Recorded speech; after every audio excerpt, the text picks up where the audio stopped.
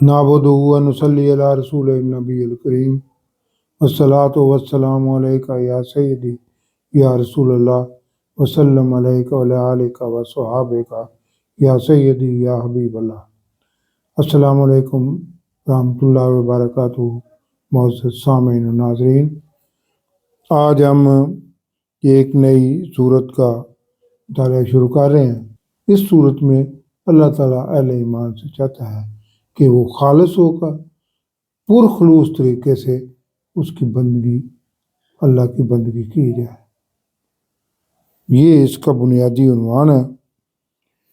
इब्तिदा में ये तो ईद बिल अमल की भी सूरत है। इब्तिदा में तिलावत कलाम पाक। औज़ु बिल्लाहि मिनश शैतानिर रजीम, बिस्मिल्लाहिर रहमानिर रहीम। तंज़ीलुल किताब मिनल्लाहिल अज़ीज़िल हकीम। इन्ना अंज़लना इलैकल किताब बिल हक़्क़ि फ़अब्दिल्लाह मुख़लिसन लहुद्दीन अला लिल्लाहिद्दीनुल ख़ालिस वल्लज़ीना इत्तख़ज़ू मिन दूनिही औलिया मा नअबुदू इल्ला लियुक़र्रिबूना इलल्लाहि ज़ुल्फ़ा इन्नल्लाह यहकुमु बैनहुम फ़ीमा हुम फ़ीहि यख्तलिफ़ून इन्नल्लाह ला यहदी मन हुवा काज़िबुन कफ़्फ़ार। अरदल्लाहु अन यत्तख़िज़ा वलदन लस्तफ़ा मिम्मा यख़्लुक़ु मा यशाअ सुब्हानहु हुवल्लाहुल वाहिदुल क़हार। सदक़ल्लाहुल अज़ीम। आज हम इस नशस्त में सूरह ज़ुमर का मुताला शुरू कर रहे हैं। तो आज सूरह ज़ुमर का खुलासा पेश किया जाएगा और आयत नंबर 1 से 31 तक की तफसीर और नूर भी पेश की जाएगी। तो सबसे पहले खुलासा। सूरह ज़ुमर मक्की व मदनी सूरतों के 5वें ग्रुप की छठी मक्की सूरत है। इसमें 75 आयात और 8 रुकू हैं, जो 23वें पारे के 15वें रुकू से 24वें पारे के 5वें रुकू तक है। इस सूरत की आयत 71 में ज़ुमर का लफ्ज़ आया है, जिसके मानी है ग्रोह, जो इस सूरत की वजह तस्मिया है। इस सूरत में मौजू का महवर अकीदा तौहीद है, जो असल ईमान है।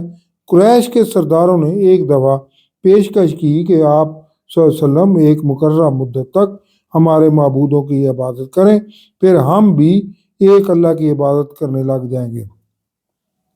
मुशरिकीन को इस सूरत में वाज़ेह तौर पर बता दिया गया है कि ऐसा हरगिज़ मुमकिन नहीं है, क्योंकि नबी अल्लाह का ख़ास बंदा होता है जो किसी बातल से समझौता नहीं कर सकता।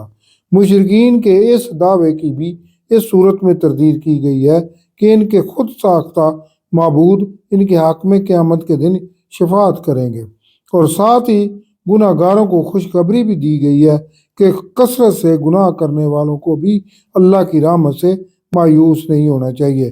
अगर गुनाहगार नदामत और शर्मिंदगी के साथ सच्ची तौबा कर लें और आइंदा गुनाह से बचे रहें तो उन्हें माफ़ी मिल सकती है। इस सूरत में बार बार खालस और तकवे का जिक्र है। मुसलमानों को कहा गया है कि इबादत को अल्लाह के लिए खालस रखें और रियाकारी ना करें, शिरक से परहेज़ करें। माँ के पेट में इंसानी तख्लीकी मराहल जो सदियों पहले कुरान में बता दिए गए हैं, जबकि साइंसी तहकीक अभी कुछ साल पहले तख्लीक का ये इल्म जान सकी है। मुशरक और मुआहद के जिक्र के साथ इनके अंजाम का भी बयान है। यह भी बताया गया है कि अल्लाह अपनी रहमत का दरवाज़ा हमेशा खुला रखता है। जो तौबा कर ले, अल्लाह इसकी तौबा कबूल कर लेता है। सूरत के आखिर में क़यामत की मंजर कशी की गई है कि इस दिन मुशरिकीन के चेहरे स्याह हो जाएंगे और उन्हें खींच कर दोज़ख में डाल दिया जाएगा, जबकि मुत्तकीन को जन्नत में दाखिल होने की दावत दी जाएगी। फरिश्ते इनका इस्तकबाल करते हुए इन्हें सलाम कहेंगे और जन्नती अल्लाह की हमद करते हुए अपने ठिकाने जन्नत में बैठे होंगे। इस सूरत का ज़माना नुज़ूल हिजरत हबशा से पहले का है। रवायत के मुताबिक इस सूरत की आयत 10 का नुज़ूल हज़रत जाफ़र रज़ी अल्लाह अन्हु बिन अबी तालिब और इनके साथ हिजरत करने वालों के हक़ में हुआ था, जब उन्होंने इस हिजरत का इरादा किया। ये पूरी सूरत एक मौसर तरीन खुतबा है जो हिजरत हबशा से पहले मक्का मुअज़्ज़मा की जुल्म सितम اور عناد و مخالفت سے بری ہوئی فضا میں دیا گیا تھا، اور مخاطبین کفار قریش ہیں۔ اس خطبہ میں کچھ خطاب اہل ایمان کو بھی ہے۔ اس میں حضور اکرم صلی اللہ علیہ وسلم کی دعوت کا اصل مقصد بتایا گیا ہے کہ وہ یہ کہ انسان خاص اللہ کی بندگی اختیار کرے اور کسی دوسرے کی اطاعت و عبادت سے اپنی اللہ پرستی کو آلودہ نہ کرے۔ اسی اصول کو بار بار پیش کر کے زوردار طریقے سے توحید کی حقانیت کو ماننے والوں کے عمدہ اور شرک پر جمے رہنے کے برے نتائج کو واضح کیا گیا ہے۔ ساتھ ہی لوگوں کو اپنی غلطیاں سدھار کر اپنے رب کی رحمت کی طرف پلٹ آنے کی دعوت دی گئی ہے، اور اہل ایمان کو بھی یہ کہا گیا ہے کہ دین کی خاطر اگر تمہیں ہجرت بھی کرنی پڑتی ہے تو کر جاؤ۔ حضور اکرم صلی اللہ علیہ وسلم کو بھی کہا گیا ہے کہ کفار کو واضح بتا دو کہ وہ کبھی بھی آپ صلی اللہ علیہ وسلم کو صراط مستقیم سے نہیں ہٹا سکتے، چاہے جتنا مرضی مسلمانوں پر ظلم و ستم کر لیں، اور اے کفار تمہیں جو کچھ کرنا ہے میرے خلاف کر گزرو، میں اپنا دعوت حق کی تبلیغ کا کام جاری رکھوں گا۔ یہ اس صورت کا مختصر سا جائزہ تھا جس میں حضور نبی کریم صلی اللہ علیہ وسلم نے بھی دو ٹوک الفاظ میں الٹیمیٹم دے دیا کفار کو کہ جو کرنا ہے کر لو۔ اب آیت نمبر 1 سے 31 تک تفسیر النور۔ ارشاد ربانی ہے، یہ کتاب قرآن اللہ کی طرف سے نازل کی گئی ہے جو غالب حکمت والا ہے۔ بے شک ہم نے یہ کتاب آپ صلی اللہ علیہ وسلم کی طرف حق کے ساتھ نازل کی ہے، تو اللہ کی بندگی کرو، اس کی بندگی کو شرک سے خاص کر کے، اور دیکھو خالص بندگی اللہ ہی کے لیے ہے، یعنی اللہ بلا شرک غیر صرف اور صرف اپنی ہی بندگی چاہتا ہے، اور جنہوں نے اس اللہ کے سوا اور والی بنا لیے ہیں کہتے ہیں کہ ہم ان کو اس لیے پوچھتے ہیں کہ وہ ہمیں اللہ کا مقرب بنا دیں، تو جن باتوں سے وہ کفار اختلاف کر رہے ہیں تو بے شک اللہ ان کا فیصلہ کر دے گا۔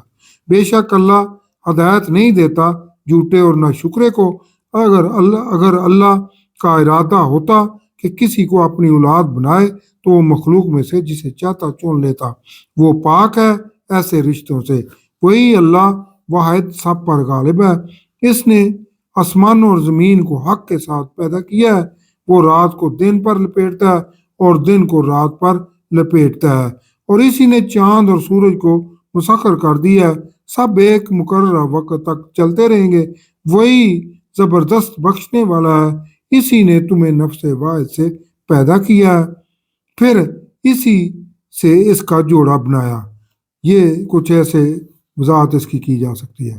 مرد میں ایکس اور وائی کروموسوم نفس واحد تھے، پھر اللہ نے مرد سے ایکس کروموسوم لے کر ڈبل ایکس کی صورت میں عورت میں رکھا، مگر مرد کا اپنا ایکس کروموسوم اپنی جگہ پر بھی برقرار رہا۔ اب اگر مرد کا ایکس کروموسوم عورت کے ایکس کروموسوم سے ملتا ہے تو لڑکی پیدا ہوتی ہے، اور اگر مرد کا وائی کروموسوم عورت کے ایکس کروموسوم سے ملتا ہے تو لڑکا پیدا ہوتا ہے۔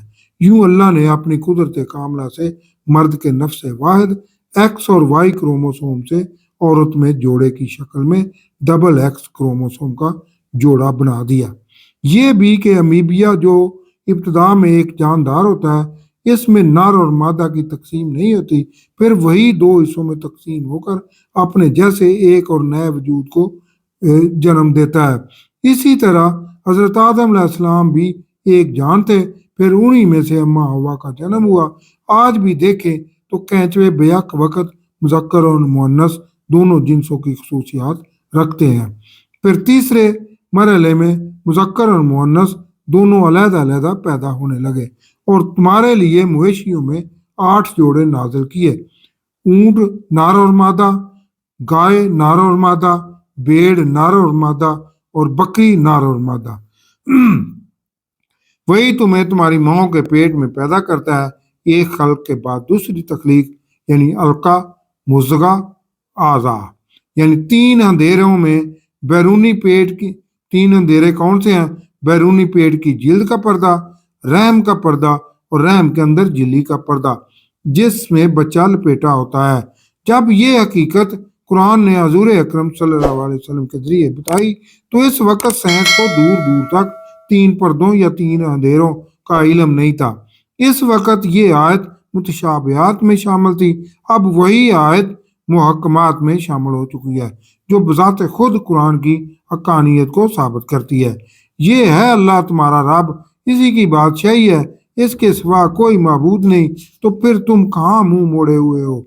यानी इतने बाइख्तियार और बारीक बीन इल्म वाले अल्लाह के से कहाँ गफलत इख्तियार किए हुए हो। अगर तुम फिर भी कुफर करते हो तो अल्लाह तुमसे बेनियाज है, यानी वो नहीं चाहता कि इसके बंदे नाशुक्री करें, और अगर तुम शुक्र करो तो वो इसे तुम्हारे लिए पसंद करता है।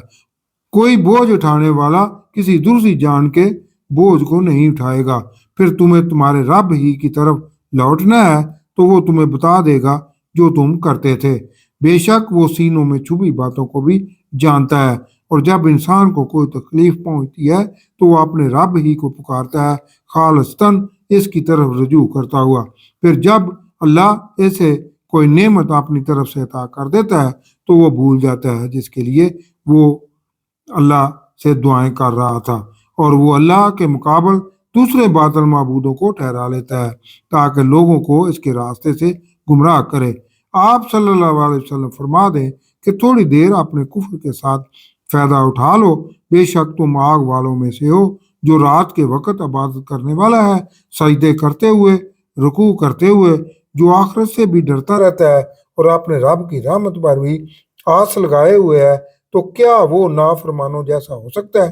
आप सल्लल्लाहु अलैहि वसल्लम फरमा दें कि क्या इल्म वाले और ला इल्म बराबर हो सकते हैं, नहीं हो सकता ना, तो नसीहत तो वही हासिल करते हैं जो अक्लमंद है।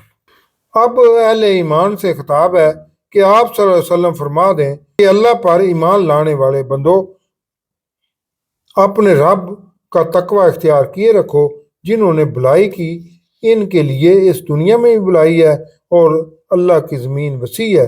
यानी अगर यहाँ मक्का में दीन पर कायम रहना नामुमकिन हो रहा है तो कहीं और हिजरत कर जाओ। ये इशारा हिजरत हबशा की तरफ है। बेशक सब्र करने वालों को इनका पूरा पूरा अजर दिया जाएगा, बगैर हिसाब के, यानी अपने फजल से मजीद भी दिया जाएगा। आप सल्लल्लाहु अलैहि वसल्लम फरमा दें कि मुझे हुक्म हुआ है कि अल्लाह ही की इबादत करूं, इसके लिए अपनी बंदगी को खालिस करते हुए, और मुझे हुक्म हुआ है सबसे पहले मैं मुसलमान बनूं, यानी अल्लाह के अहकामात को सबसे पहले मैं अपने ऊपर लागू करूं। आप सल्लल्लाहु अलैहि वसल्लम फरमा दें कि बेशक मैं डरता हूं एक बड़े दिन के अजाब से कि मुझसे कोई भूल चूक ना हो जाए। आप सल्लल्लाहु अलैहि वसल्लम फरमा दें कि मैं तो अल्लाह ही की बंदगी करता हूँ, खालिस्तन इसी का बंदा होकर, तो तुम इसके सिवा जिसे चाहो पूजो। आप सल्लल्लाहु अलैहि वसल्लम फरमा दें कि क़यामत के दिन वो जिन्होंने अपने आप और अपने घर वालों को खसारे में डाला, अल्लाह के सिवा बातिल, यानी अल्लाह के सिवा बातिल माबूदों के पुजारी, देखो यही तो खुला खसारा है।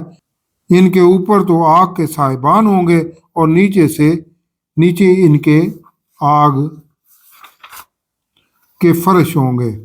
इससे अल्लाह डराता है अपने बंदों को, क्या मेरे बंदो तुम मुझसे डरो, जिन्होंने इससे इज्तनाब किया कि तागूत यानी बातिल मबूदों की पूजा करें और अल्लाह की तरफ रुजू कर लिया, इनके लिए बिशारत है। तो मेरे इन बंदों यानी रुजू करने वालों को बिशारत सुना दें जो बातें गौर से सुनते हैं और फिर अच्छी तरह बात की पैरवी करते हैं। यही वो हैं जिन्हें अल्लाह ने हदायत दी है, वो अक्लमंद है जिस पर अजाब का हुक्म सादर हो चुका। तो क्या आप सल्लल्लाहु अलैहि वसल्लम आग के इस हकदार को बचा सकेंगे, यानी वो इतने गुमराह कुफार हो चुके हैं कि इनकी ईमान की तरफ वापसी बिल्कुल नामुमकिन है। लेकिन जो अपने रब का तकवा इख्तियार करे, इनके लिए ऊंचे महल्लात होंगे जिनके ऊपर भी बाला खाने होंगे, इनके नीचे नहरें बह रही होंगी। ये अल्लाह का वादा है, अल्लाह वादा खिलाफी नहीं करता। क्या तुमने नहीं देखा कि अल्लाह आसमान से पानी नाज़िल करता है, फिर इसको ज़मीन में चश्मे बनाकर जारी करता है, फिर इससे तरह तरह के रंगों की खेती उगाता है, यानी पानी से नशो नुमा पाकर इससे तरह तरह के फल फूल और अनाज उगते हैं।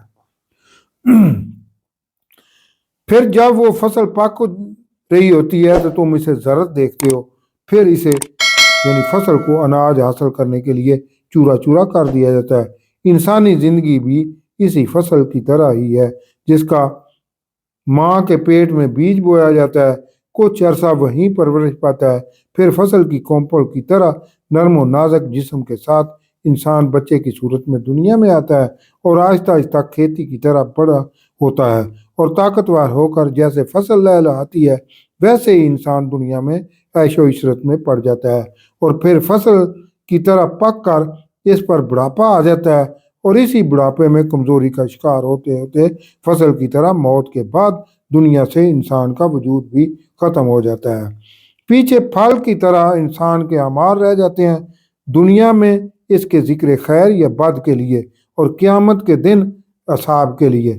تو اے انسان ذرا غور تو کرو، بے شک اس میں نصیحت ہے عقل مندوں کے لیے کہ اپنی فانی زندگی کو مد نظر رکھتے ہوئے اللہ ہی کی طرف رجوع رکھو تاکہ تمہاری ابدی زندگی قیامت کے بعد عیش بری ہو۔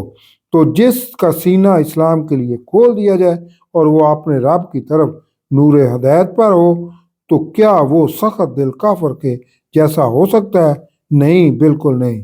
تو برائی ہے ان پر جن کے دل اللہ کے ذکر کی طرف سے سخت ہو گئے ہیں، یہی کھلی گمراہی میں ہے، یعنی کفار نرمی و گداز سے خالی ہو چکے ہیں اور بنجر زمین کی طرح ان کے سخت دلوں میں ایمان کا پودا نور ہدایت ہونے کے باوجود حضور نبی کریم صلی اللہ علیہ وسلم اور قرآن ہونے کے باوجود اگ ہی نہیں سکتا۔